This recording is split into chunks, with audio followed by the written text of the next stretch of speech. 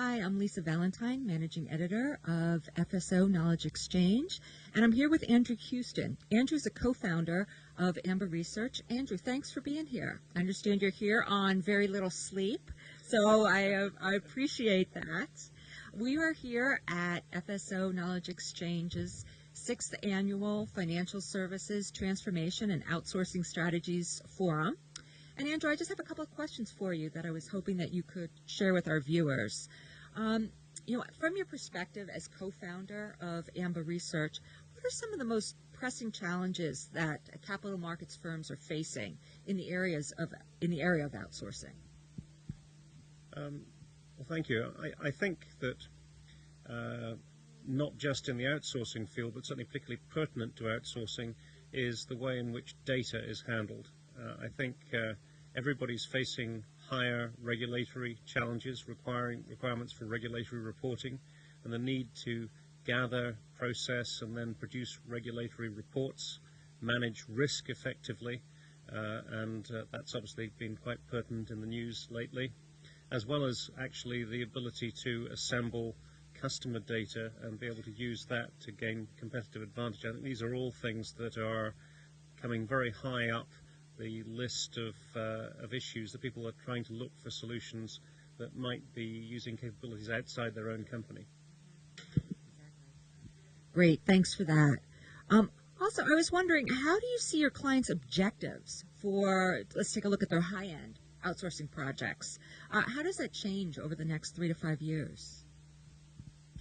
Well, I think historically our client base looked at outsourcing on a full-time equivalent, doing one job offshore rather than doing it onshore, and how much cheaper was it going to be to do that. So it was very much about cost savings.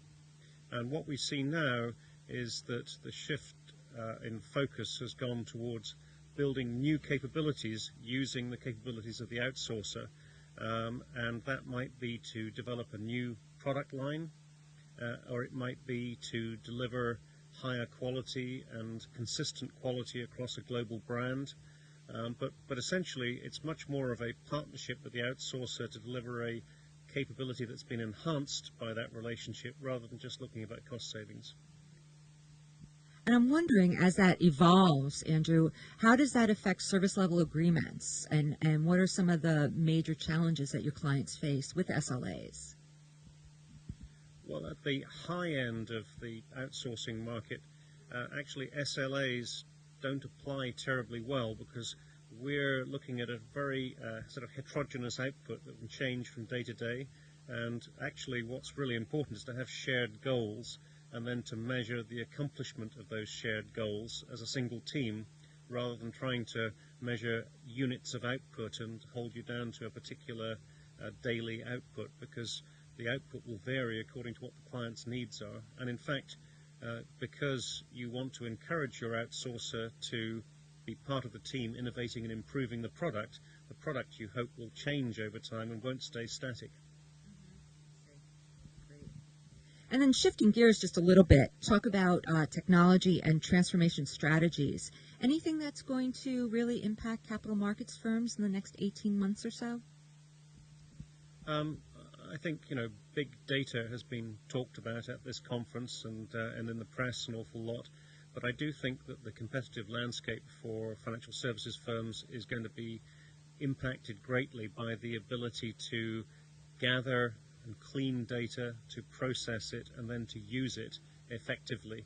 And that's, I think the firms that can achieve that will be much more nimble, will develop new products, and will have closer client relationships, and will definitely do better than those who aren't able to process the big data effectively. Thanks. Just one final question for you. Events like these, why are they so important to our industry? Well, one thing that always strikes me at events like this is that you have a mixture of people who are at different levels of sophistication in terms of their outsourcing experience.